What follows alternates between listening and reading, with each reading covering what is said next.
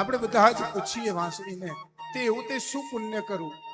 એક રાત્રે વાંસળીને ચોરી લાગ્યા અને એ ગોપીઓની સભામાં વાંસળીને બેસાડી બધી જ ગોપીઓ પ્રશ્ન પૂછે, હે બાંસુરી, તુને ऐसा कौन सा पुण्य किया? તે એવું કયું પુણ્ય કર્યું કે તને પ્રભુ સતત તારી સાથે રાખી? ત્યારે વાંસળી એમ કહે કે તડકામાં અમે તપ્યા, વરસાદમાં અમે પલળ્યા, ઠંડીમાં અમે ઠર્યા, કોઈ એક લકડહારો આવ્યો અને એને અમારી નસો કાપી નાખી, અમને અમારાથી જુદા કરી લઈ આવ્યા, ગરમ ગરમ સળિયા તપાવી અમારા ઉદરમાં ભોંક્યા, અમને ખાલી કરી નાખ્યા, સાત અમારા ઉદર ઉપર છિદ્રો કર્યા, છતાં પણ અમે રડ્યા નહીં. આટલું સહન કર્યું. આટલું સહન કર્યા પછી પણ જ્યારે અમને બોલાવ્યા ને તો બોલ્યા તો અમે કેવું બોલ્યા?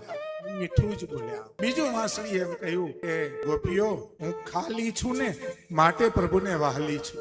હું ખાલી છું માટે પ્રભુને વહાલી છું. જો ભગવાનને વહાલા થવું હોય તો ખાલી થવું પડે.